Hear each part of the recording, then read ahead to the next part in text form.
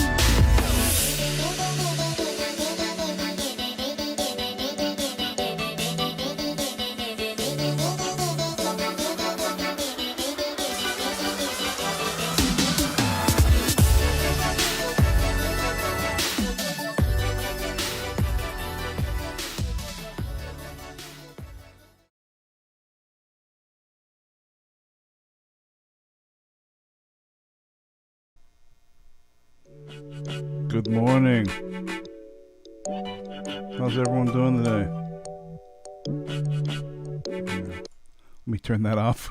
How's everyone doing? The first thing I got to say today, of course, is good morning. And thank you so much for joining me at this ungodly hour. As you can see in the corner there, it's 1 minute past 6 a.m. and I'm up, I'm conscious, I'm awake.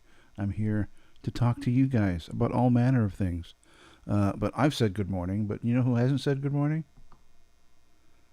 Oh my God, everything's going wrong. Good morning. There you go. I think you all know who that is. Good morning. How are you? How's everyone doing? Let me get my first cup of coffee today. I'm gonna need this, man. I need this coffee badly. Mm. Oh my gosh. So yeah, getting up is a challenge for me, but I figure this will be good either way, whichever way you cut it. You know, to get up early, get things going. Why not do it with you guys? How's everyone doing? How'd the weekend go for you? How's Saturday? How's Sunday? Here we are on Monday. I know a lot of us are getting up, getting ready to go to work. If you're in other parts of the world, maybe you already are at work and you're taking a little sneaky look at your phone to watch this. I don't know. Or maybe you're home for the day. Who knows? I'd love to know what you guys are up to. Let me know in the comments what you guys are up to today, whether you're working, whether you're off, whatever's going on in your wacky world of yours. I should remind everyone who's watching, if you haven't done so already, please consider subscribing to the channel. Go ahead, hit the subscribe button, hit the like button, hit the bell, all that good stuff, so we can get this channel up to where it needs to be. And hopefully you guys will keep tuning in. So please subscribe if you can. Now, there's one thing we got to get out of the way. We got to get this out of the way today. It's early. I'm barely awake. I've just taken my first sip of coffee.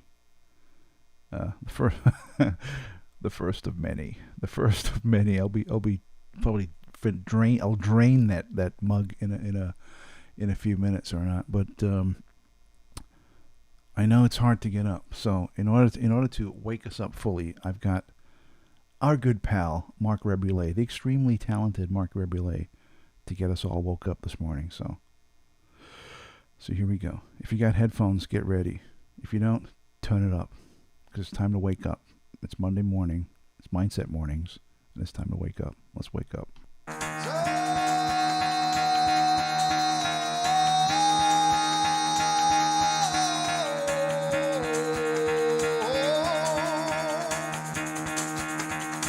Get the fuck out of bed, bitch. Go.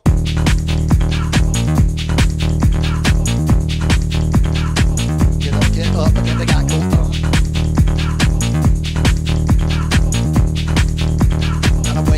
Time to wake up, bitch, get up. Get up, get up.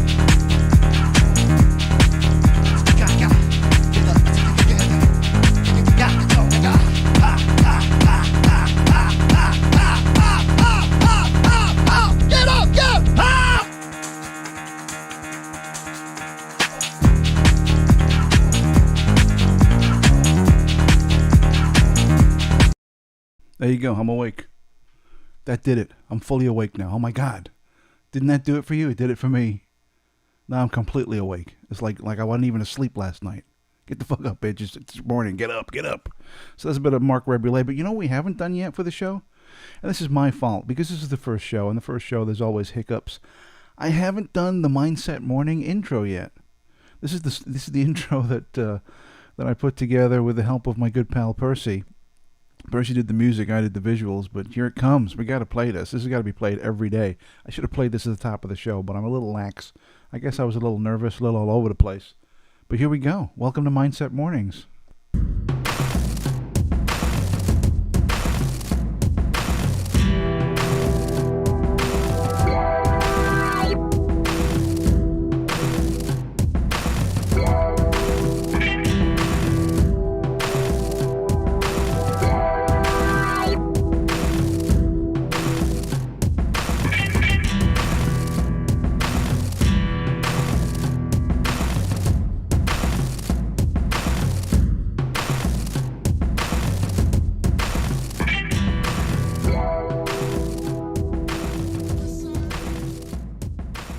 There you go. Hope you enjoyed that. Hope you liked that. I think it came out real nice. Real great, like, you know what I mean? Fucking great. So let's see who's in the chat. Let's see who's on the Mitch. Let's see who's let's see who's pulled a Ferris Bueller or whatever and got the day off somehow. Let's see who we got here. Let me scroll back to the beginning. We got Ryan Stannard's Crazy Life. Hello, Ryan. How are you, mate? Good to see you. We get Adrian. Hi, Adrian. Rick Horden. He says, Rick says, let's see what Rick says. Good morning, good afternoon, good evening. He's like Alan Wicker. Hello, good evening, good morning, good afternoon. There you go. There's Rick. We got Mal Malawi showed up for like half a second. He says, good morning, Gareth and peeps. I'm off to work now. Won't be finished till late. We'll have to catch up on the stream later when I'm finished. Came from a dark place. Very good. Thank you. Thank you, Mel. We got Frank Tiggs is in the house. Hey, Frank, how you doing, man? He says, afternoon. I'm Frank Tiggs, and it's afternoon, not morning. Get it right, mate. Let's see what else we got going on there. Frank says, well, I guess when he saw my coffee cup, he says, crikey, is that a pint cup? Yeah, it is. It is. I'll show you my gallon of my gallon of coffee. I'll hold it up so you guys can see it, but hopefully I won't spill this thing everywhere because that would be a fun. Can you imagine? Oh my God! But this is my cup. It's a Nightmare Before Christmas cup, and it is ginormous. It holds like I don't know how much coffee, maybe 12 ounces. No, like 24 ounces. What am I talking about? The thing is ginormous, but it's the perfect start to your day. You know, the best part of waking up is a Nightmare Before Christmas cup. So I've had this cup for years, forever. It's my go-to coffee mug. I bought it at Disneyland when my kids were real little, and it's held up rather well, and it's pretty big. Ooh, that's what she said. But it's my go-to coffee. Now I only I do love coffee. I love a cup of coffee in the morning. But I only drink one cup. I drink 1 cup of coffee a day. I know people who drink coffee all day, all fucking day, just from the minute they wake up right through they're chugging coffee. I don't do that. I just have 1 cup in the morning and I'm good for the day. But considering the size of the 1 cup that I do, I might be drinking as much coffee as the people who drink coffee throughout the day, because they're drinking in their, like standard size coffee cups, just like normal little mugs or cups. And I've got this fucking trash can of a coffee thing right here. Very good. But yeah, this time of the morning, we need it. We need it, Spock. Let's see who else is in there. We get the British Army, not the real British Army. There you go. He says, hi, mate. All right. There he is. Let's see. Oh, Ryan Stannard's Crazy Life. Now, this guy's got it fucking made. He's got, check out this. I know I asked you guys to tell me what you got going on today, what you up to. Check out Ryan Stannard. This guy's got it made. What a life. Check this shit out. I'm home all day and then off to the pub later to watch the Euros. Look at that. I mean, all the rest of us maniacs got to run off to work and give our pound of flesh so we can keep a roof over our head and food on the table and clothes on our back. And this mother effer's going to the pub. Well, good luck to you, Ryan. Yeah, that's awesome. I'm glad somebody's having a nice, relaxing day. Let's see. Frank Tiggs got his sleep pattern upside down today. Me too. Pattern upside down. Tea and toast. So that's pretty crazy because it's late afternoon in the UK right now, and I guess Frank and I are on the same cycle. I guess the same sleep cycle. So he's getting up right now, grabbing his cup of tea and his slice of toast, and I'm getting up, talking to you guys, and having a mug of coffee. No toast for me today. Laura Meltz 77 says, "Morning, Gareth. Morning. Hello. Nice to see you, Laura. Thank you for coming by." And she says, "We love Percy." Yep, don't we all? Let's see what else is going on. Anyone else? Paul Melton is in the house. He says, Time to get out of bed. Time to race out and race ahead. Reference to the radio jingle 1965. I've been up for 7 hours. Yours is better. Good morning, Gareth. Good morning, Paul. Good morning. Wait, hang on. Good morning. There you go. That's Paul. Who else is in there? Rick Horton, like the Mindset Morning tag, wake up without getting woke. Yeah, we're going to get into that over time. We're going to be talking about wokeism and how it's impacting culture and what are its origins? Because that's the most curious part to me, right? Because what's the origins of this, right? Because the way I look at things is that change is inevitable, okay? If you look back through history, you look through, human cultures throughout the world, change is inevitable. Change always happens, right? There's cultural change. Change is a part of life. I mean, my life has changed so many times in my life. Sometimes a little bit, and sometimes drastically. So change it's normal.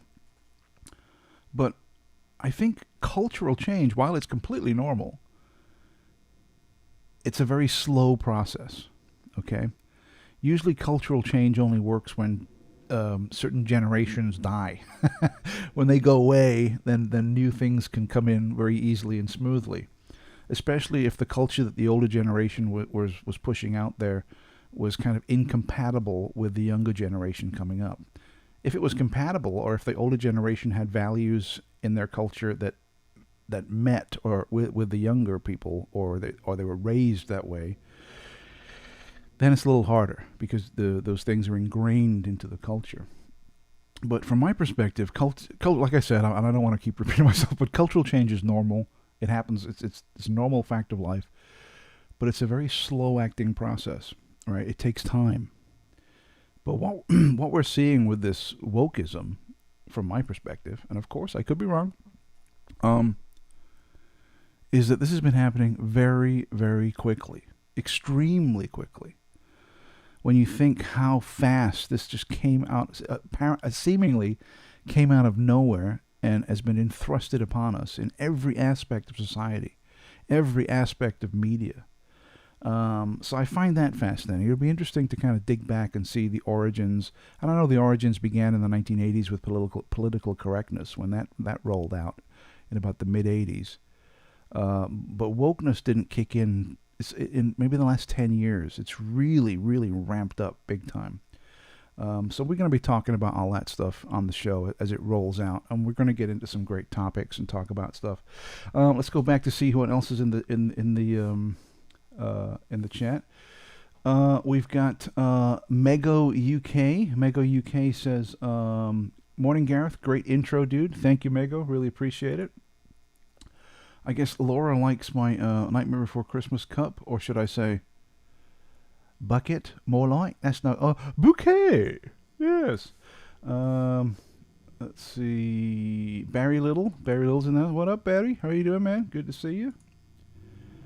Man, let's see who else is in here. Karen Hoyle. Hey, Karen. Nice to see you. Sublime Exploration. Hey, man. Glad you could swing by. Thank you so much. And last but not least, we got Alta Vitam. Oh, no, is that the last but not least? Yeah, that's it. We got Ultra Vitam. Woke people have too much time and not enough brains. Virtue signaling is an act. Nice, up to date. Yeah, we'll get into that over time, Alta, and we'll see how it plays out. Rick Horton says, anyone remember the nanny state? Well, I think all countries have aspects of the nanny state. The kind of most people are raised and conditioned to look at governments and authoritarian structures. It's like when you're growing up and through your parents, right? Your dad and your mother. Your mother and father, they are the authority figures in your life when you're growing up. So you're kind of trained to obey authority from a very young age. But as you get older, you get out into the world, the authority kind of switches from your parents to the state. So you're pledging allegiance to this invisible entity, which, dare I say it, in reality doesn't exist. All authority is an illusion. Okay, it's all make-believe. It does not exist. The government itself does not exist. It's a fantasy. And I know there's people out there thinking, "What you on about? That's a bunch of fucking nonsense. What are you talking about? Look, there's the White House, there's the Houses of Parliament, there's Congress, of course it exists." Yeah, but you could say the same argument saying, well, God exists because there are churches, right? So even though these institutions exist to celebrate the existence of government, in reality, it's all make-believe. It's all pretend. Let's see. Frank Tigg says the nanny state is turned into the nanny globe. Yeah, I guess that's kind of true. But there are certain countries where the nanny state is more pervasive than others. To illustrate this, for those of you in the UK, I would say look unto thyself, because the UK is extreme nanny state. You need permission to do all kinds of crazy bullshit. Like ridiculous stuff. The whole health and safety thing, and it's a bunch of nonsense. And everyone thinks like, well, no. These rules are there to keep us safe. They're to keep us safe. And it's like, no, they're not. They're to keep you under fucking control. That's why those rules exist. Nothing to do with fucking safety. Okay, there's a byproduct. There might be a byproduct of safety in certain areas, absolutely. But the overall thrust is, obey. Yeah, exactly. Rick Houghton says the fiat creation of money and authority have a lot to answer for. Yeah, they do. They do have a lot to answer for. But yeah, we should. Hang on. What should we say it? Yeah. Good morning. How are you? Thank you. All right, let's take a look. I've created the Mindset Mornings outside cam, so you can take a look what's going on outside at 6:18 a.m. Here on Monday morning. Let's have a look. Okay, not too much. Pretty unexciting out there. Oh, there's a guy walking. There he goes. He's I would say he was jogging, but nope, he's walking. There's a car. Look how exciting this photograph is. It's a photo. It's a video.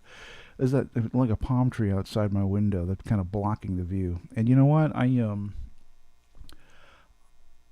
put this camera on every angle I could get to try and find the perfect spot where I would get the best view of the street.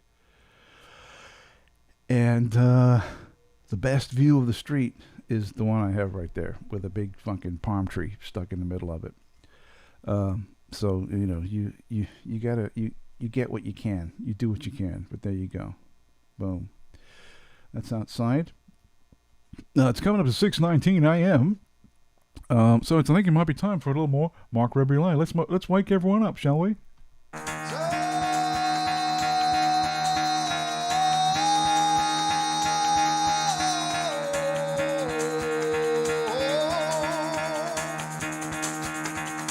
Get the fuck out of bed, bitch, go.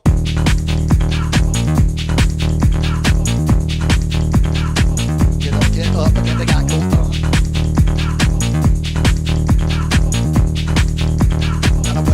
Time to wake up, bitch, get up. Get up, get up.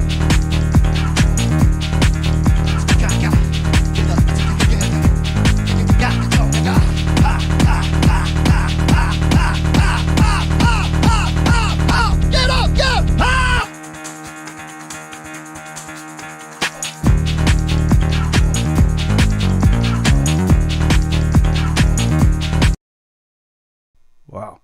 How great was that? Everyone awake now? Did that like get you going? Got me going, man. Got me going. I'm waiting for Frank Triggs to get his shit going, because I think on the Mindset Howl the other night he said that he was going to become very Mark Rebrulé-esque and do his thing with his guitars and his drums and all that stuff. It's going to be brilliant.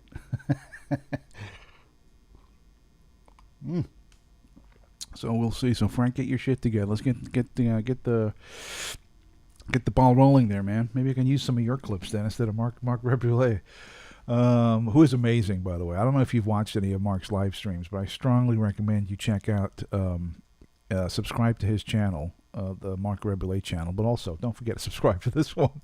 And if you have a message, Mark, tell him, hey, remember who sent you there.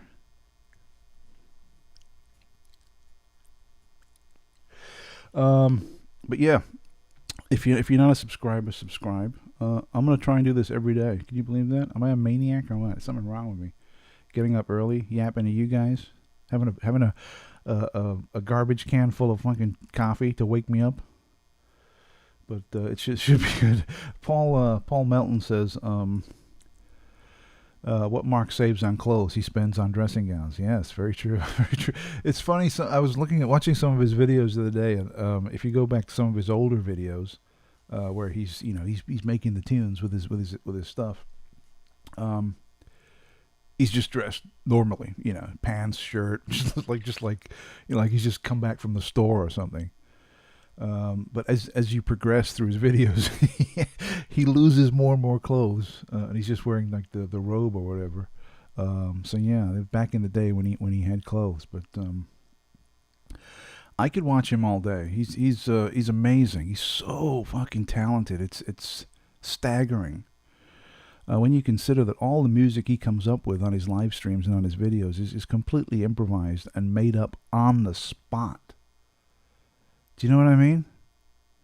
It blows my mind that he's had a couple of videos. I don't know if you guys have seen it on his channels where, because before the dark times, before the empire, before the that thing that's happened last year. I don't want to mention it, but you know what I'm talking about.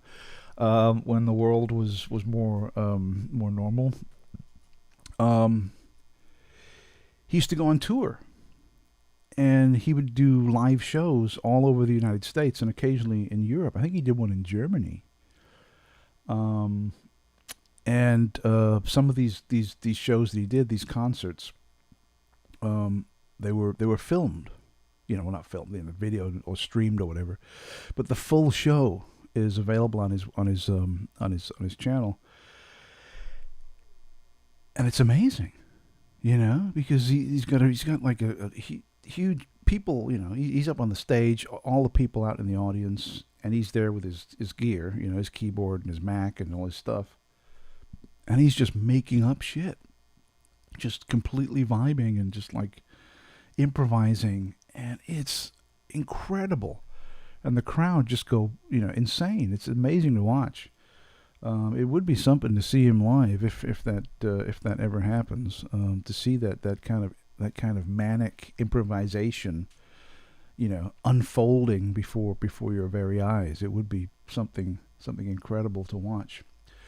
Karen Hoyle says coffee instead of 8.95. Nope. 8:05. Thank you, Karen. Yeah. It's a bit early in the morning to be guzzling beer, although it is tempting. But no, it's it's a bit early. But I do have some beer ready to go for later, much later, as you can see by the clock in the. Can I do this? No, right. The clock in the corner right here. Beep, beep, beep, beep. That is the actual time right now. So wherever you are in the world right now, if it's not this time, beep, beep, beep, it's an illusion. So please set your clocks and your watches to this time. This is actually the correct time in the world. So hook that shit up. Yeah, I do have some beers, or as they said in the remember that movie California with Brad Pitt and David Duchovny, early 90s? Great movie. He used to call beers Shreebs. Let me go get some Shreebs. And like, what are you talking about? Is beer spelled backwards? Shreebs. It's a good movie. If you haven't seen it, check out California. Brad Pitt and David Duchovny from The X-Files. It's a fun movie. I haven't seen it for a while, but I saw it in the cinema when it came out, and I was like, whoa, holy shit, who's this Brad Pitt guy? What the fuck? Because it was all, he was just barely starting back then. Like, was it 94, 95, something like that. But yeah, check that movie out if you haven't already seen it. It's called California. Absolutely. How are you? Yeah, so check that out. So I don't know if any of you saw me on The Secret Vault Unleashed. The Secret Vault Unleashed. yesterday afternoon. I didn't stay too long. I just popped on real quick, said hello, yapped for to Taffy and Matt for a little bit, because I had to build a dresser. Because as you know, I'm in a new apartment, and I don't have any furniture, so I have to buy furniture and build furniture, which I've been doing, as you can see behind me with the vast collection of books. Actually, I was saying to a guy at work the other day, I said, you know what, if when I'm done with all this shit and everything's ready, I got all my stuff, if you ever come over to my apartment, you're going to open the door and it's going to be like walking into a fucking library. Because I need to buy more. I got more books. I need more shelves and stuff. So it is going to be looking. I want to say you can come in and I'll give you a library card, so you can check out books. I'll charge you late fees and shit. But anyway, yesterday I bought this. I bought this dresser. It's fucking huge. It's got 8 drawers on it. So it's, as you can imagine, a dresser with 8 drawers. It's pretty substantial. So I've been putting this thing off forever to build it, because I'm like, oh God, what a nightmare. But yesterday, it got to the point where it's like, you know what, I gotta do it. I've got to build it, because if you build it, they will come. Whoa, hey, calm down. So I bought it. So I built it. So yesterday afternoon, I put it together, and it took me like maybe 3 hours, something like that.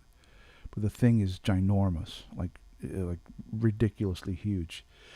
So all I need to do, the actual thing is already built. It's done. It's finished. It's done. But I need to build the drawers to go in there. So that's my plan this morning, because I took the day off work today, by the way. So I'm going to build the drawers today, and then I'm done. Then I got to put all my clothes in there, Because right now I have it stacked in really nice little neat piles on the floor. So I need to kind of sort that out and get all that done. So I'll do that today. But what I was going to say is, once all this is complete, it's all done, everything's put up, and then my reward for my hard work is a nice tall ice cold glass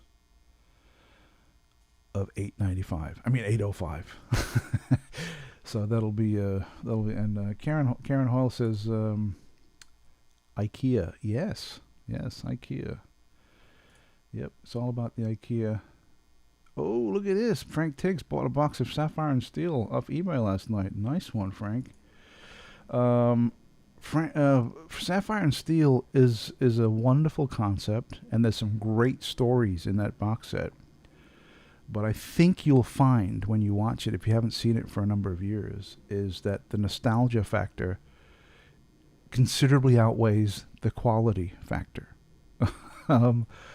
I watched it a few months ago, and I remember as a kid watching it and being like, oh, because there's some scary episodes, right? But watching it again recently, and it's like, God, when is this going to it goes on forever. The production value is like, very cheap. But there are some great stories. Some of the stories are very, very good. But it's sometimes it's hard to get through, But it's worth having in your collection for sure. It absolutely is worth having. I don't have it on DVD. I do have all the digital files for the show. I have the complete series as MP4s. But I don't have it on disc, which is something I might need to rectify to add to my growing collection. Rick Horton asks a very, very important question. He says, Gareth, did you use Super Male Vitality Infowars.com to construct your dresser? No, I did not. Yeah, and Frank, he says you haven't seen it since you were little. Yeah, so get ready. It's the nostalgia factor is high, okay? But let me put it this way to you: if you'd never heard of Sapphire and Steel ever, you knew nothing about it, right? And I was to hand you a DVD and say, "Hey Frank, watch this. It's great." And you'd be like, "All right." And you go home and you throw it into your DVD player and you hit play. 10 minutes into it, you'd be like, "What the fuck is this bullshit?" Fuck, I'm pissing away my life watching these two fucking maniacs run around, and you'd be complaining, and then you'd see Joanna Lumley, and you'd be like, "Oh, wait a second, she's hot. I'm gonna keep watching." But yeah, it's worth to add to your collection, and there are some very nice moments in it, but overall, not the greatest of shows. Just saying. Speaking of great shows, I've been kind of catching up on Doctor Who. Now, when I say catching up on Doctor Who, what I mean by that is watching episodes pre 2017, because in my opinion, 2017 was when the series ended. Well, hang on, let me just answer this question. Karen Hall says Joanna Lumley and who? It was Joanna Lumley and David McCallum. David McCallum. I've always liked David McCallum. In anything he does, he's always immensely watchable. Even in Sapphire and Steel, I think you can tell he knows that this is not the greatest show ever, but he gives it his all. So David McCallum, he's an English actor who moved to the United States in the 1960s and appeared in a million different. He was in the Outer Limits, the Man from U.N.C.L.E., all these 60s U.S. TV shows. I guess he went back and forth to the UK, did a few shows. He was in Colditz. Remember Colditz, that show in the 70s about the German prison thing? I only have very extremely vague memories of that, and I haven't seen it since I was a little kid. But I need to check that out. I need to see if there's a box set or something available for Colditz. It's so amazing going back and looking at old stuff that you have vague memories of when you're a kid, and then seeing it now, with adult eyes, like rewatching stuff that you can't believe you saw when you were small. But yeah, so back to Doctor Who. Yeah, 2017 is when the show ended. In my opinion, that was the final episode of Doctor Who. Everything from 2017 onwards, from my perspective, doesn't exist. It's non-canon. It's alternate reality. I don't watch it. Don't care about it. I'm not interested. It's done. And I've gone back and I've been watching older. Because they've been releasing classic seasons on Blu-ray of John Pertwee, Peter Davidson, Tom Baker, yada yada, in these box sets with like 8 or 9 Blu-rays, which covers the complete season for whichever one they release. And I've been watching those, and they're spectacular. It's wonderful. It's amazing. And I recently purchased the Day of the Doctor, which is the 50th anniversary on Blu-ray, and I watched that, and that was great with David Tennant, Matt Smith, and John Hurt, and it was awesome. And I actually got quite upset watching it, which is kind of stupid, really, when you think it's just some fucking dopey show, some retard fucking show, which is primarily aimed at kids. But I got kind of upset because the show was so fucking good, right?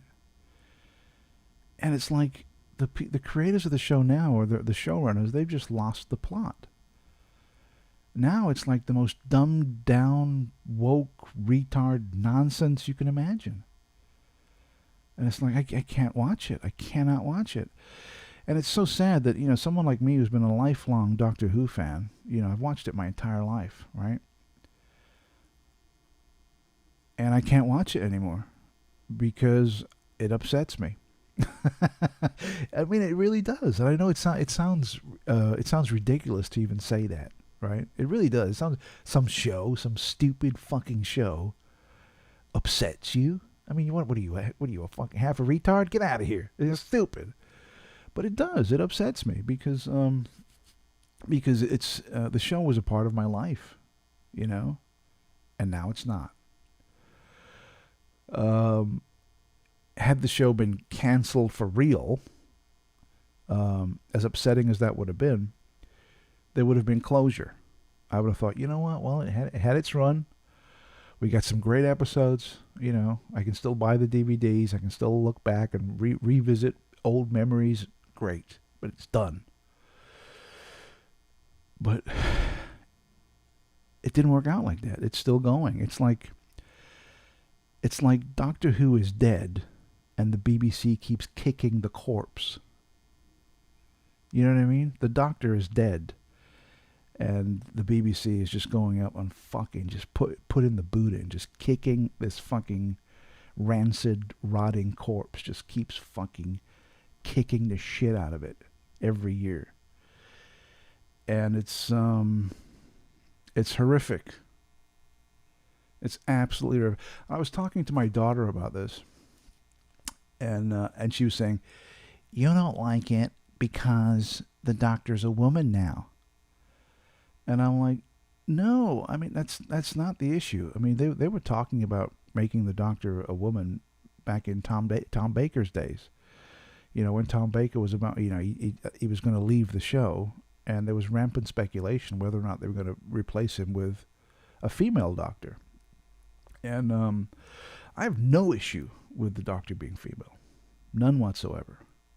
I have fucking huge issues with being lectured and talked down to and having retard, stupid fucking stories thrown in my face. That's what I got an issue with. Not that the Doctor's female. I don't give a rat's ass.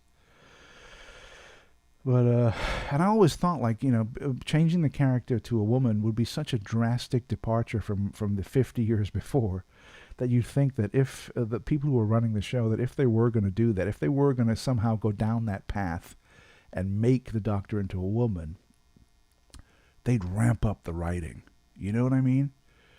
They'd like high quality story. They'd fucking, you know what? This is a huge change. So because we're going to make this change, we got to bump up the quality on the writing. We got to fucking nail that shit. You know, and then fans would have gravitated towards it and loved the new Doctor and just gone with it because the stories would have been so fucking good, you know? But that didn't happen. The reverse happened. They brought in a female, and the stories went. They went from bad to worse to worse to worse to, I cannot watch this fucking bullshit. I'm out. Yeah, so it is. It's upsetting and it's sad and it's fucked up, but there's always a glimmer of hope that someone will come along, you know, when Chris Chernbill and Jodie Whittaker, when they leave the show, because they are going to leave. I think this is the final season. They're both leaving. So there is a ray of hope that whoever comes in and takes over the show has a fucking brain in their head, and they know what to do to get it back on track and to win old fucks like me back. You know, so I can start watching it again. You know, so they have that high quality writing and thought provoking stories and, you know, really high quality shit. You know? But it's just a glimmer of hope. Whether or not that'll happen, who knows? You know, it might be more of the same. I don't know. Time will tell. But hopefully that whoever takes over as the showrunner once that fucking piece of garbage Turnbull fucks off, they'll bring someone in who knows what they're doing, and it'll get better. Let's see. Gary Newman says, "Hey, mindset. But what if God's dead? We must have done something wrong." Ultimate Vitum says, I can't decide what's worse, Dr. Fauci or Doctor Who. Yeah, well, they're both fictional doctors, I guess. Well, no, I mean, Dr. Fauci's a real doctor. But, I'm not going to get into that now. I'm not going to go there. I'm not going to go there, unfortunately. But yeah, it's, Frank Triggs brings up an interest. He says the Martian Chronicles by Ray Bradbury. Yeah, I have fond memories of seeing that as a child and being into it, but being very confused. I remember watching it like, wow, this is great, but what the fuck is going on? And I recently bought, because it came out on Blu-ray over here, like the complete series on Blu-ray, remastered and all that stuff. And I bought the disc, but I haven't watched it yet. So I need to hop on that and get that going and watch that thing.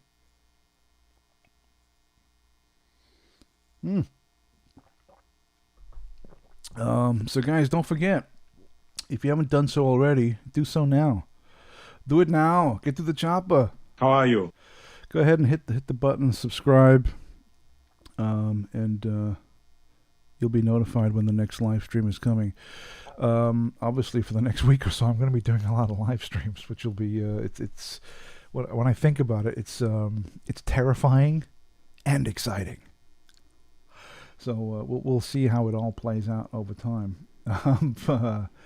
Let's see. Altavidum says, that's true. I'd rather take medical advice of Dr. Pepper. Yeah, Dr. Pepper. Regular new diet Dr. Pepper tastes more like regular Dr. Pepper. Frank Trigg says the Daleks weren't scary. They couldn't go upstairs. That's not true, Frank. That's not true.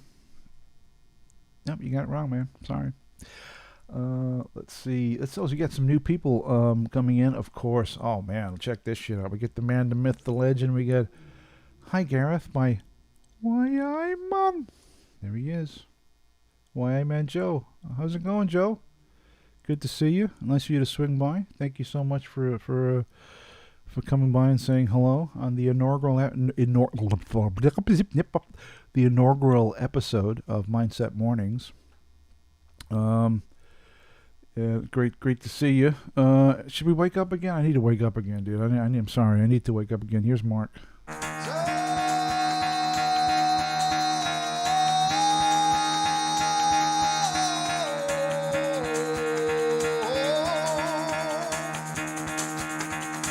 Get the fuck out of bed, bitch, go.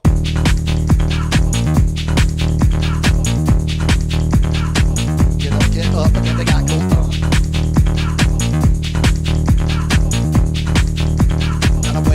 Time to wake up, bitch, get up. Get up, get up.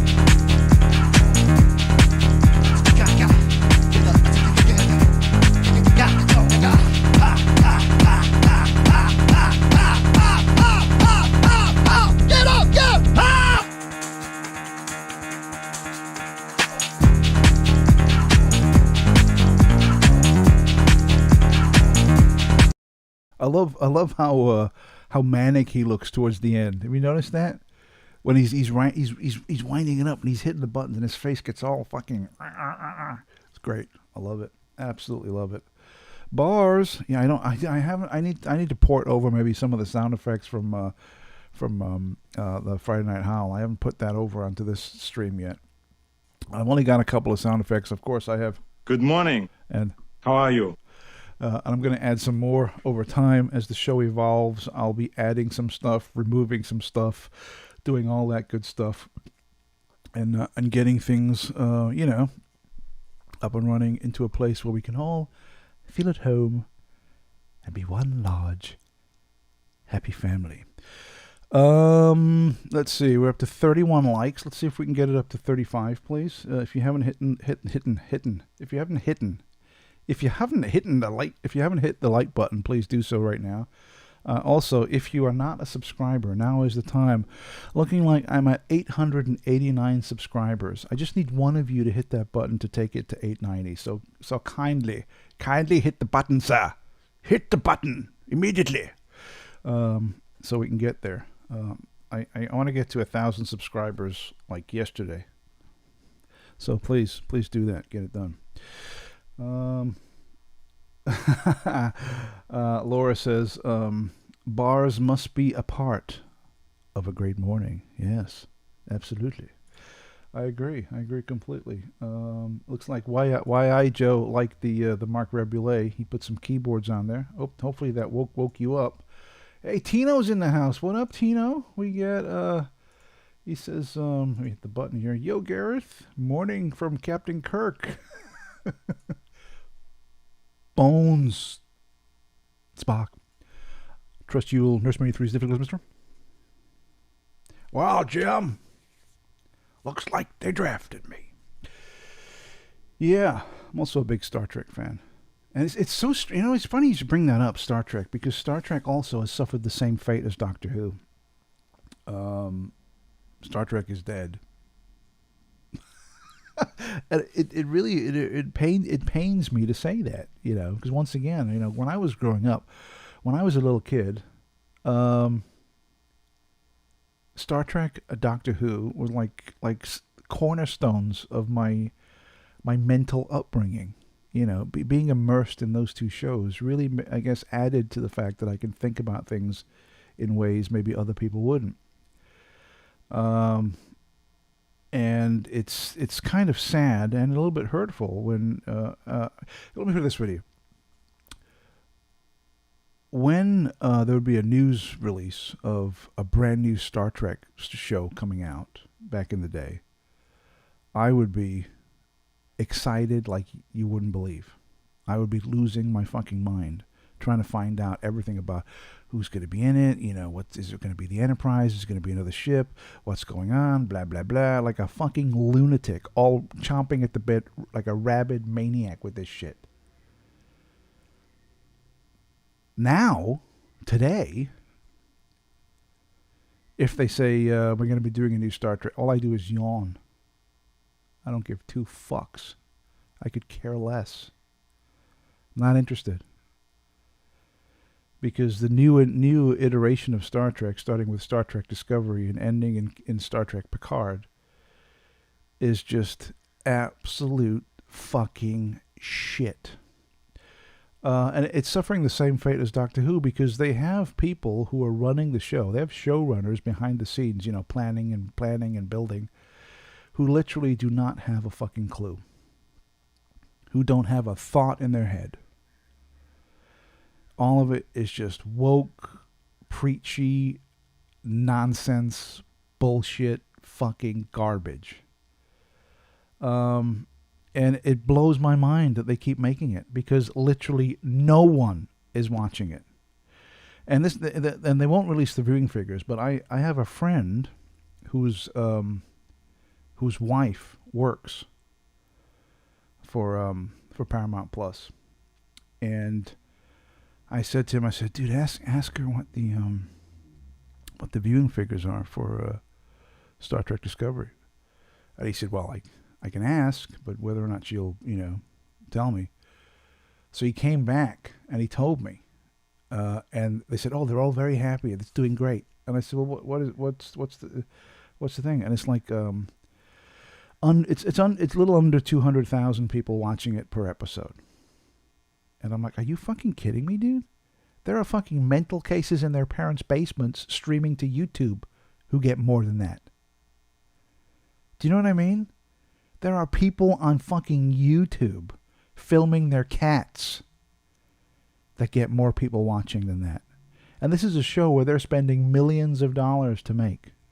And they're happy about that? It blows my mind. These motherfuckers should be fired immediately. And back to the conversation I had with my daughter about Doctor Who when she said, you don't like the new Doctor Who because it's a woman, right? And I was like, no, it's not. It's got nothing to do with it being a woman. We just need solid writing. If they had some writers and a showrunner who knew what the fuck they were doing, I wouldn't have a problem with it.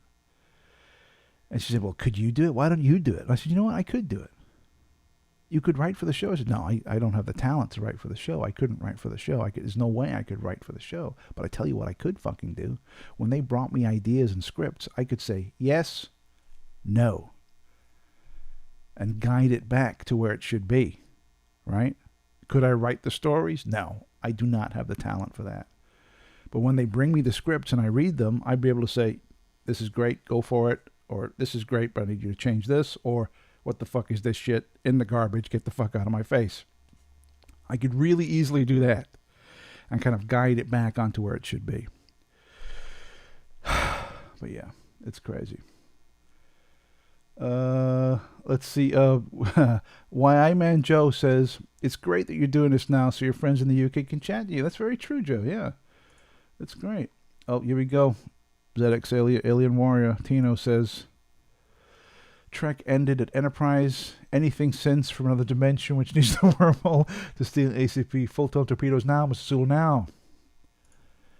Targeting asteroid. Yeah, Gary Newman says, Captain's log. Damn it, Jim, it won't flush.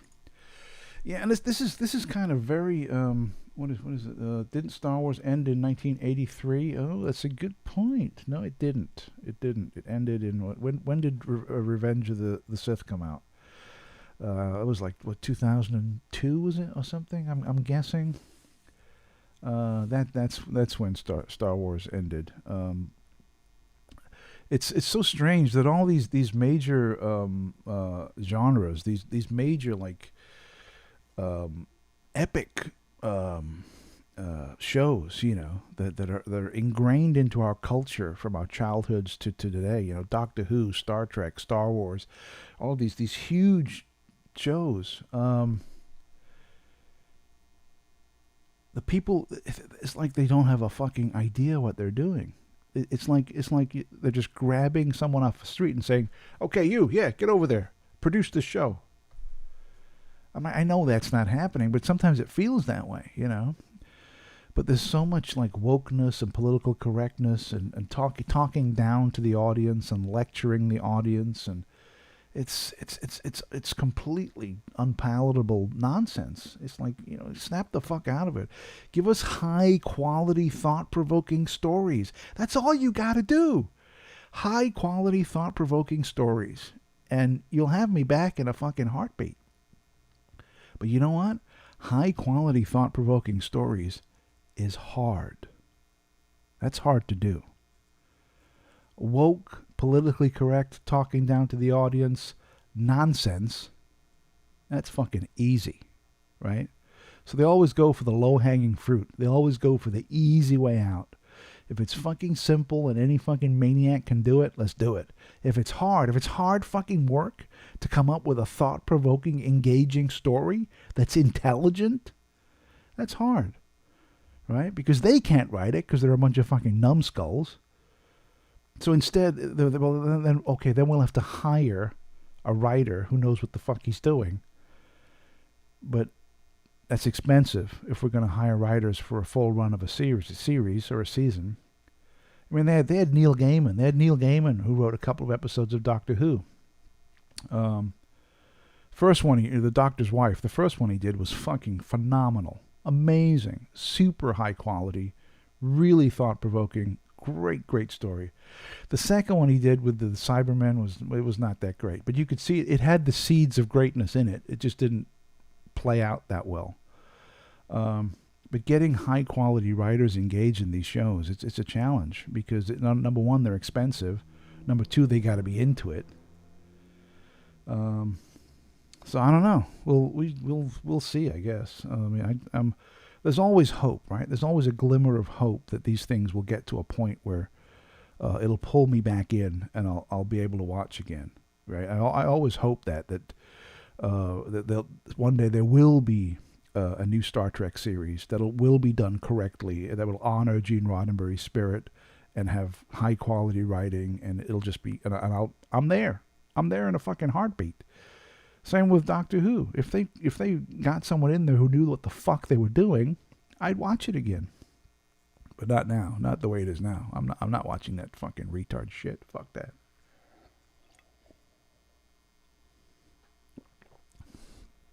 Fuck that shit. How are you? I'm okay. How are you doing? Good morning. Thank you. Let's see what's going on here. Perry Crump is in the house. He says, I'll do it in a voice. I had the pleasure of watching Children of the Stones. It may be a children's drama, but it was far too good for kids. Actually, we should change kids to children.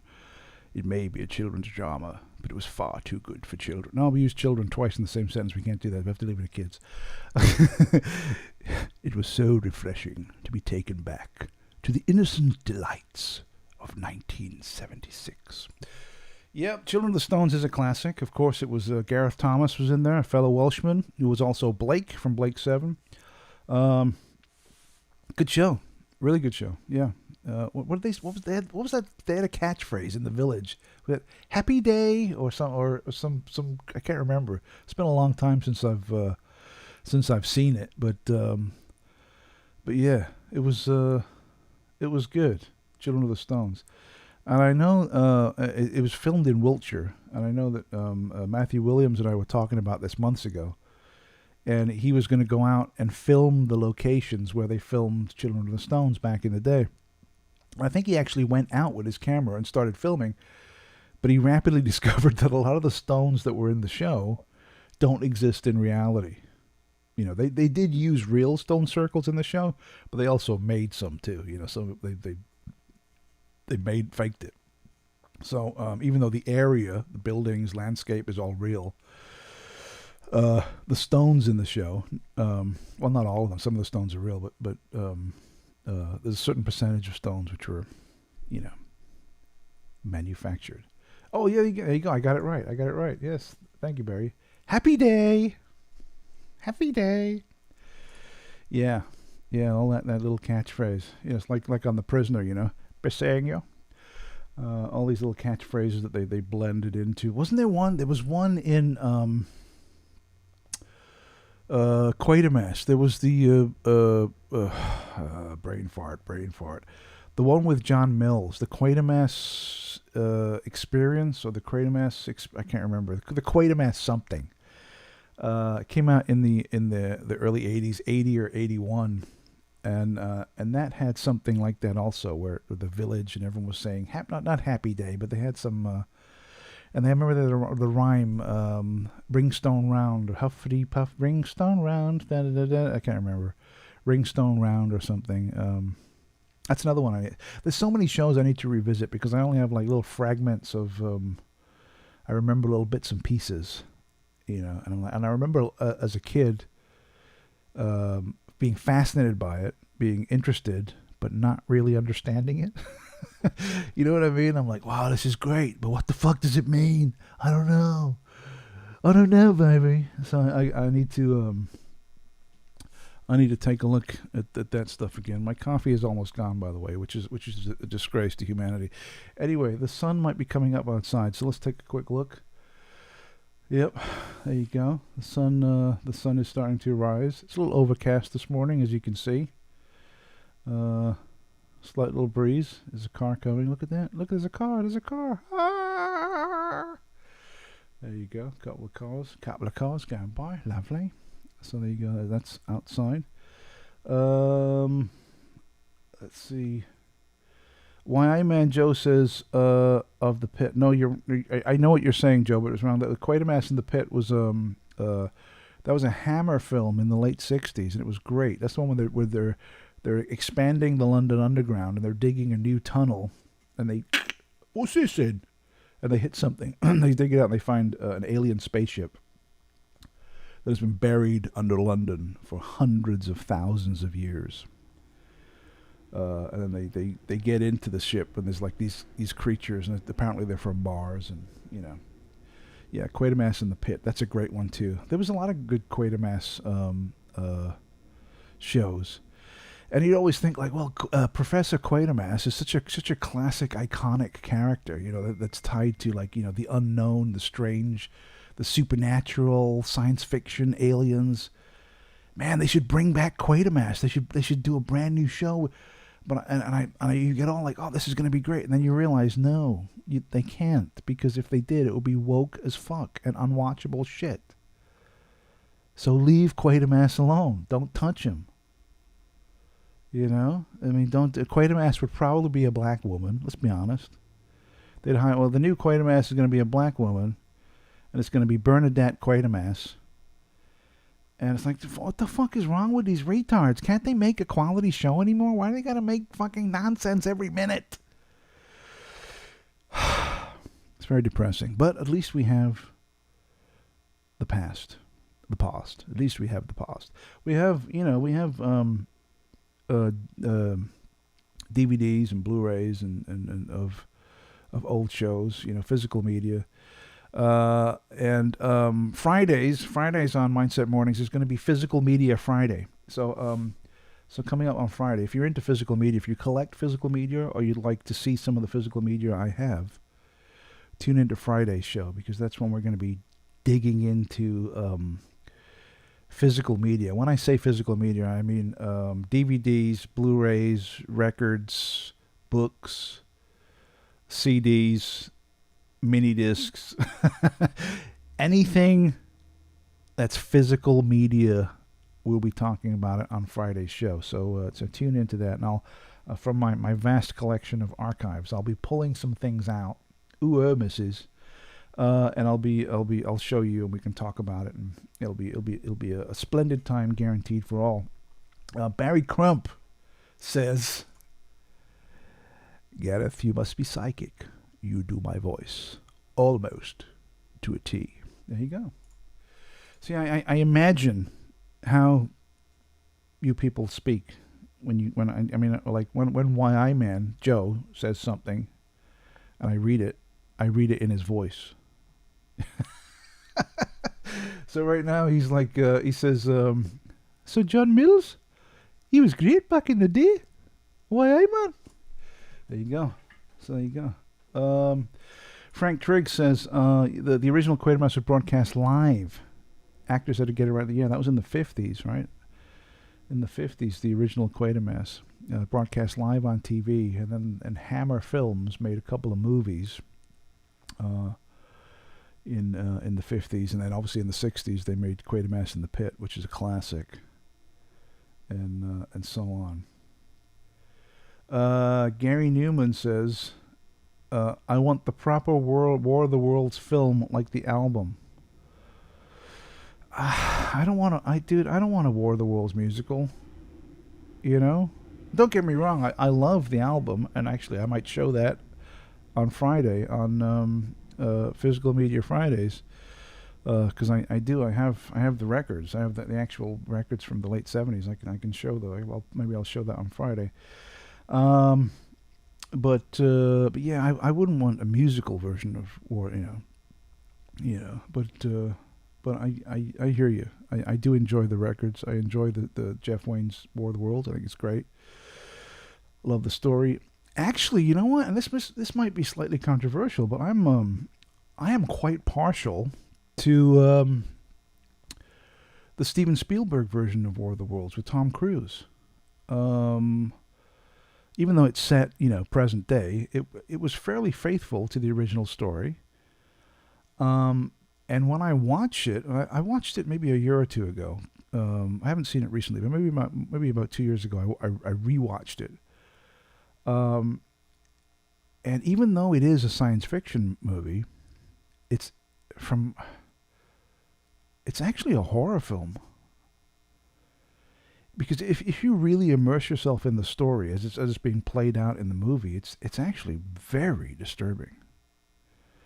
And I think if you watch it with that kind of mindset, hey, well, if you watch it with that kind of mindset,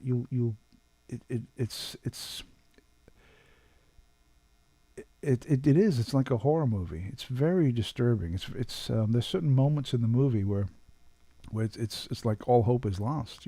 It's like we're fucked, we're done. And yeah, it's not very. It's I think it's a good version. I really do. I think the Spielberg version of War of the Worlds with Tom Cruise, it's actually a very good version of the story. And I know there's been a million. There's the one from the 50s. The BBC has done a couple of versions.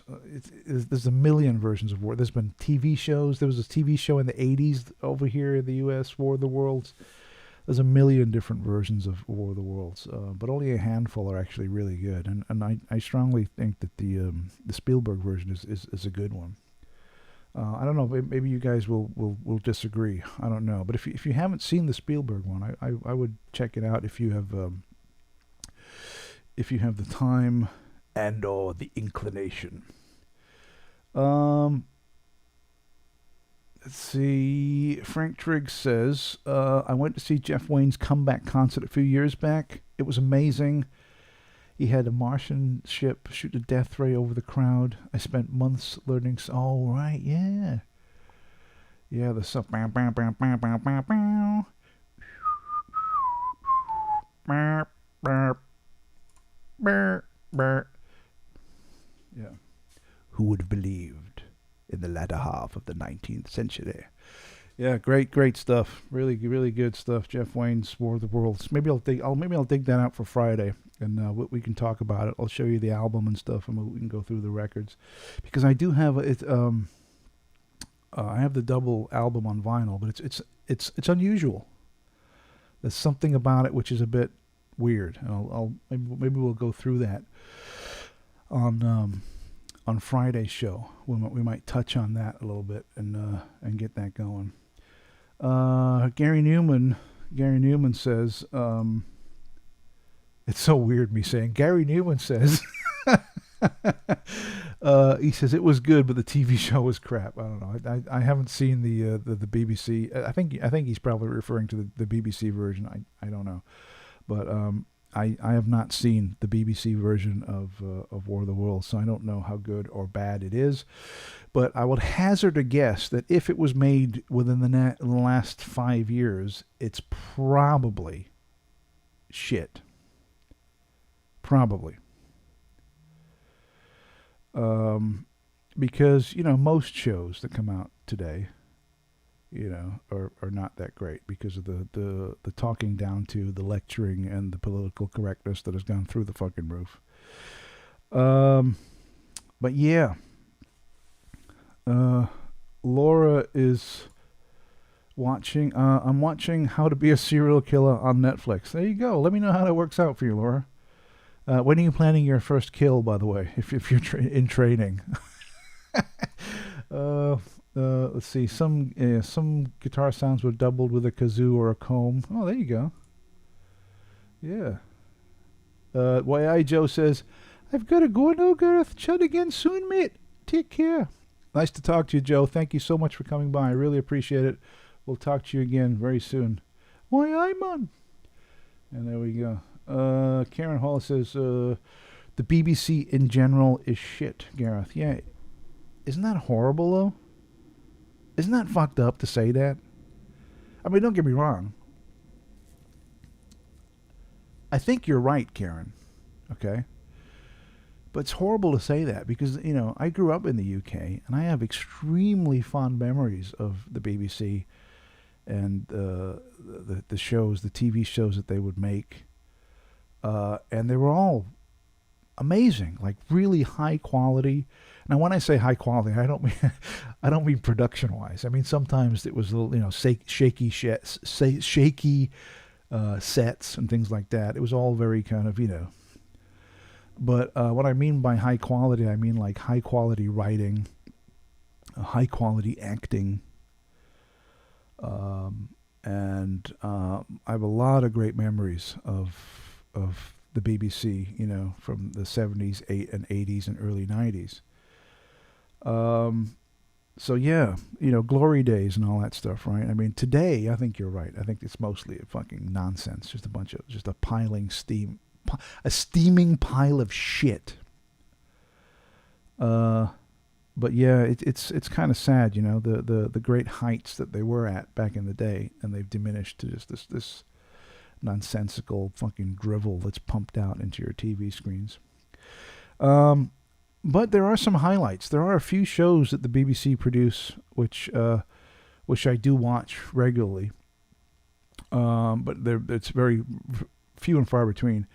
The ones that I've been watching recently are I've been watching This Time with Alan Partridge. I've been watching those, which I find funny. I like that.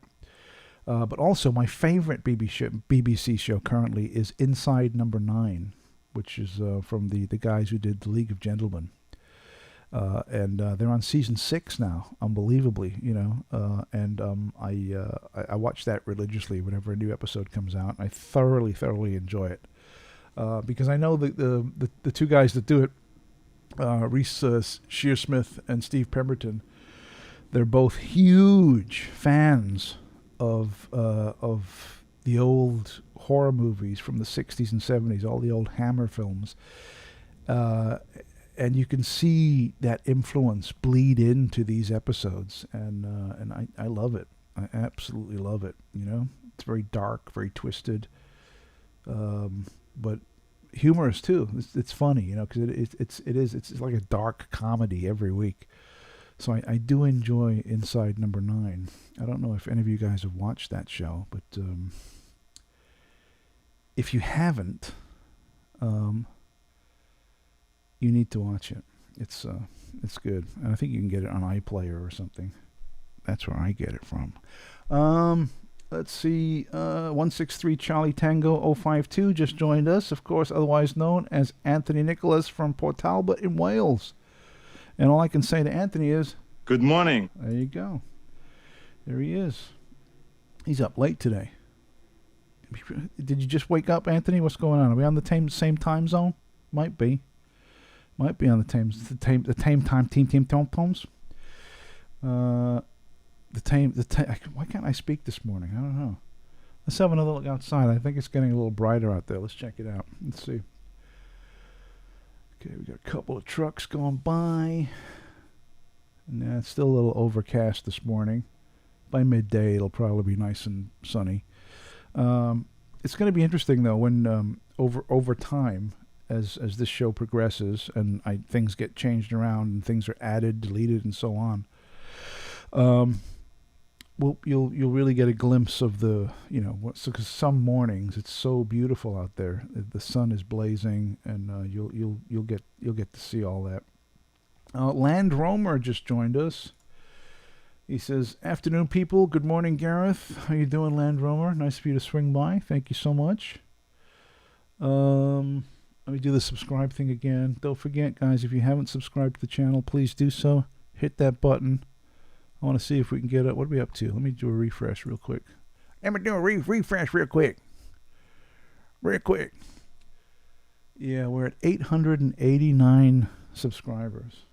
So I just need one of you to subscribe. I mean, obviously, more would be better, but just one of you. Because, we do have people on watching the stream right now who are not subscribed. So yeah, come on, hit the button. Hit the button, please. Do it now. How are you? Good morning. There you go. That's Arnie. All right, guys. We have approximately 15 minutes of the stream left before I have to bid you adieu. But I know that some of you are just waking up. So I think it's time, don't you?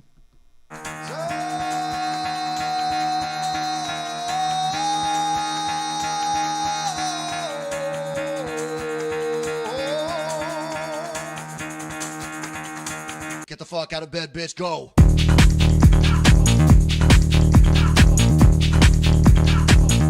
Get up, and get the guy go.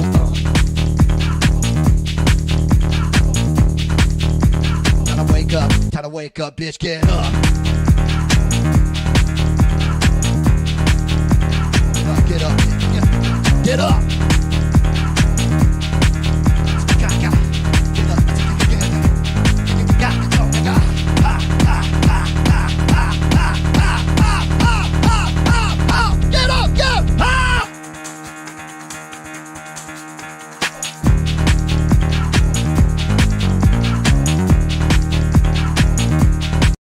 There you go. Are you awake?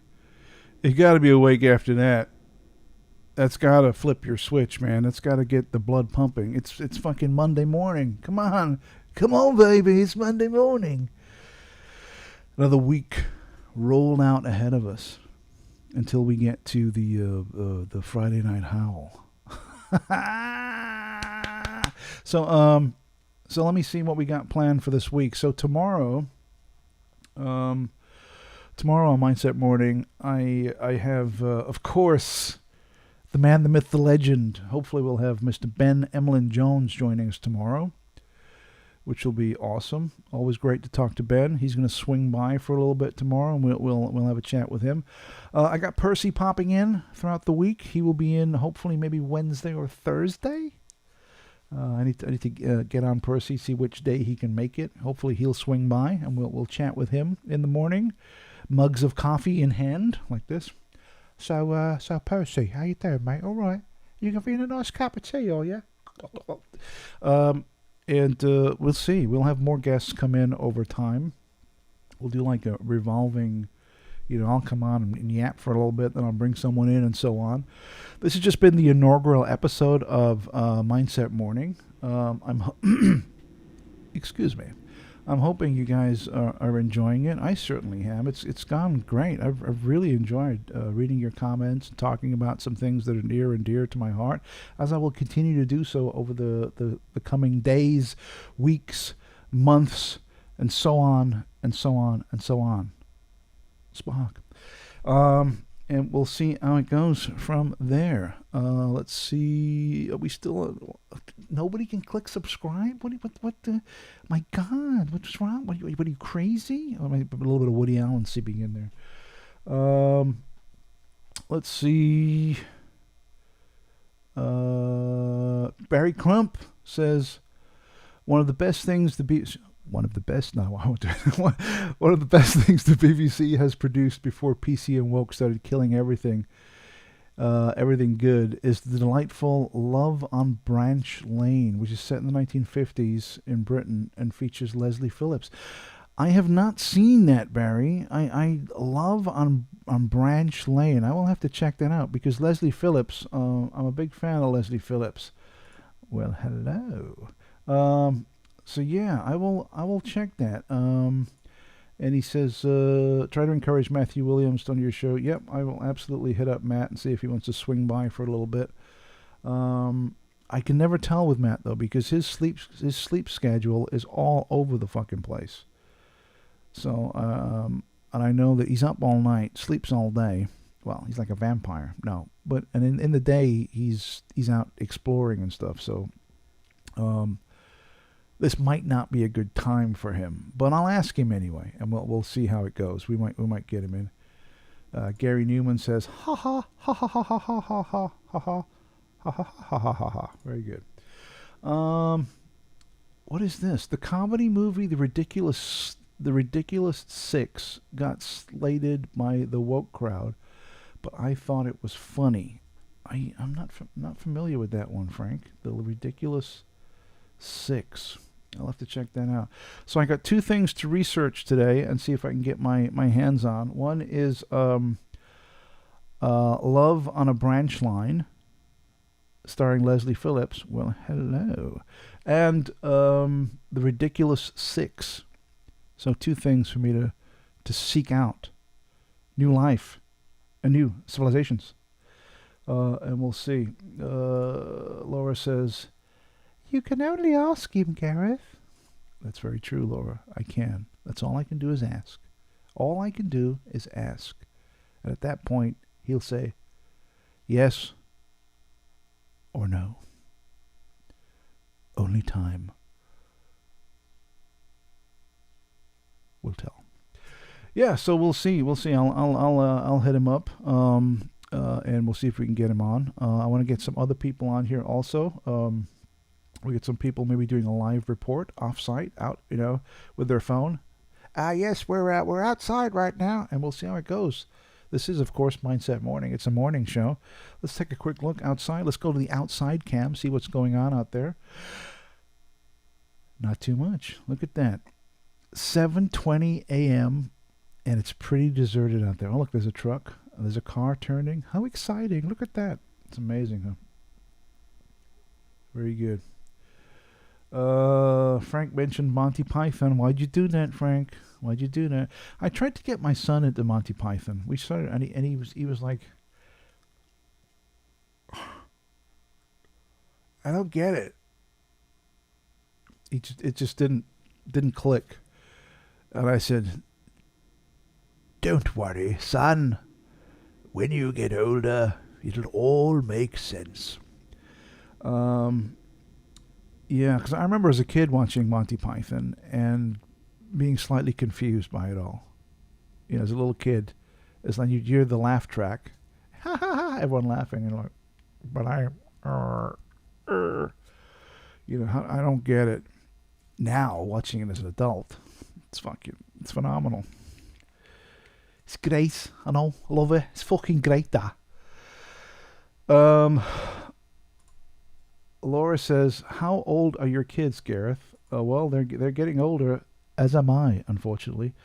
My son is 14, and my daughter is I got it, either 18 or 19.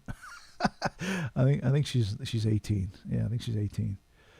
You know, it's amazing. It just seems like yesterday when they were just like, you just, wah, wah, wah, you know, but it's like boom. Now they're grown up. It's a trip. Punches Couches in the house. Hey, oh, how you doing, Punches? Nice for you to come. Charlie Tango 052, otherwise known as Mr. Anthony Nicholas, says, "Hit the button, baby." I don't know what he means by that. If I knew what button to hit, I might just do it, but I'm not sure what he means by "hit the button, baby." I don't know. Let me know. Oh yeah, of course. Karen just hit the nail on the head. Now, this is a show where my kids love. I raised them on Faulty Towers. We watched Faulty Towers, and they ate it up. They love Faulty Towers. But Monty Python I think Monty Python it's very surreal, and it's very, very British. So it's like an acquired taste, I guess. Well, it's a little bit like coffee. You know, remember when you were a kid and you take your first sip of coffee, like, what the fuck is this shit? You drink this? I'm like, you know. But now it's like the nectar of the gods. Same with beer too. You know, remember when you were a little kid, and your dad would give you a sip of beer, and you drink, and you're like, fuck. Ugh. How can you drink that? And then you're thinking in your little kid mind, you're like, when I grow up, I'm not gonna drink that. It's horrible. You know, and then you fast forward, 20, 25 years, and you're like, glug, it's like, it's fucking pouring it down your neck. Let's see. Barry Crump says, with regard to Monty Python, I much prefer the cheese shop and the argument sketches over the parrot sketch. No, you don't. Sorry, Barry. No, you don't. Yes, I do. No, you don't. Yes, good morning. Oh yeah, Pete and Dad. Hello, Pete. Hello, Dudley. Yeah, I have a book over there for Pete. Maybe another one for Physical Media Fridays will be my Pete and Dud collection of books and Derek and Clive records. Maybe we'll talk about Derek and Clive, and I'll show you my collection. Laura says, LOL, both my kids have always watched BBC classics. It was kind of a punishment. When they wanted to watch cartoon, I'd put the young ones on. Well, that's a pleasure, not a punishment. Man, imagine, the young ones instead of fucking cartoons. That'd be great. But then again, that's the kids want to watch what kids want to watch. Yeah, so what are you going to do? Yeah, I would like to echo Charlie Tango 052's. I think I'm not going to call you Anthony Nichols anymore. I think I'm just going to call you Charlie Tango 052. That's a much better name. In fact, Anthony, if you could go and legally change your name to Charlie Tango 052, so that'll be on your driver's license and on your birth certificate, that'd be great. Yeah, do that now. Do it now, absolutely. She says, it was pure pleasure for me. Oh, I hit the wrong button, sorry. I don't want to be up, but here I am. What do you mean you don't want to be up? It's late for you, Punches. What time is it over there? It must be, let's see, it's about what, 8:30 over there. I think you're like an hour ahead, right? In Texas.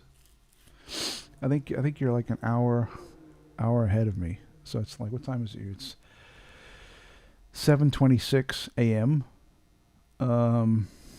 So yeah, so it's like 8:26. So it's, yeah, I guess it's kind of early. Yeah. You know what? To be honest with you, if I was off today, well, I am off actually, but if I had the day off and I wasn't doing this, I'd still be asleep right now too. Barry Crump is talking about his first taste of beer. My first taste of beer was age 11 with a can of 45, which I thought, Colt 44, I thought it tasted like Earlax. Then I discovered port, yes. Now I can't get enough of it. It's absolutely marvelous. There you go. Did you get like a smoking jacket and a carafe also? So you can sit there. Hello. Yes. I'm having a glass of port, dear boy. Yes. God, Laura's pumping out all the shows today. She's talking about On the Buses, Only Fools and Horses. This time next year, Rodney, we'll be millionaires. Punches says no. It's he's 2 hours ahead, so it's 9:30 in Texas. Okay, I thought you were an hour, or maybe I got it wrong. So 2 hours ahead.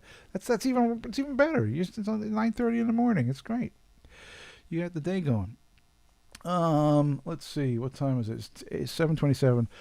Well, let's jam, man. We're rapidly approaching the end of the show, and it's been great. I've really, really enjoyed it. Let's have a quick last look at the outside cam, see what's going on out there. Let me hit the right button first. There we go. We got a couple more cars. Nothing really happening. It's pretty dead out there. Monday morning. Probably in the next hour, people will start getting up and going to work, I guess, and doing stuff. But that's about it. Well, to wrap up the show, we have to play some Mark Rebulet just to make sure that you are fully awake. Then we'll come back, we'll say our goodbyes, and we'll call it a day. So here we go.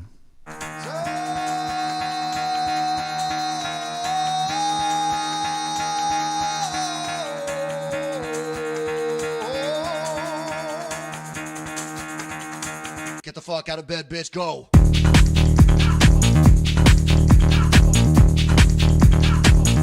Get up and get the guy go on.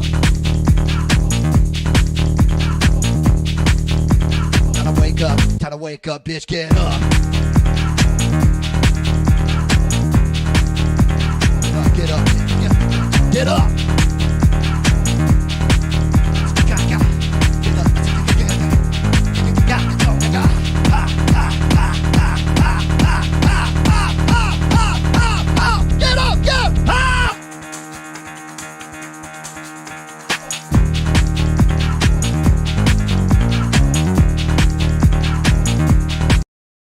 There you go, folks. All right. We have reached the end of the show. It's been fabulous. I would like to remind you one last time, if you have not subscribed, please do so. Hit the button. Do it now. Absolutely. Oh, hang on. Good morning. How are you? So yeah, go ahead and subscribe. I will be back tomorrow with Mr. Ben Emlyn Jones, fingers crossed, and we'll have a great chat, and we'll see you all tomorrow morning. I'll post the link for the next show probably in the next hour or so, so you'll be lined up ready for tomorrow. Everyone have a great day. If you're just barely starting your day like I am, have a great day at work or whatever you're doing. Have a fun time. Get through the day, and we'll talk again in the morning. If it's late afternoon where you are, enjoy your evening. Have a good dinner. Watch some cool shows on DVD or Blu-ray, not streaming or broadcast because that's lame. And I will see you all tomorrow morning. Have a great day, everyone. Thank you so much for coming by. Really appreciate it. Hope you've enjoyed it. I certainly have. I thought it's been a great fun, and I'm eagerly looking forward to doing this again tomorrow. So have a great day, guys. I will talk to you all again tomorrow morning. Peace out.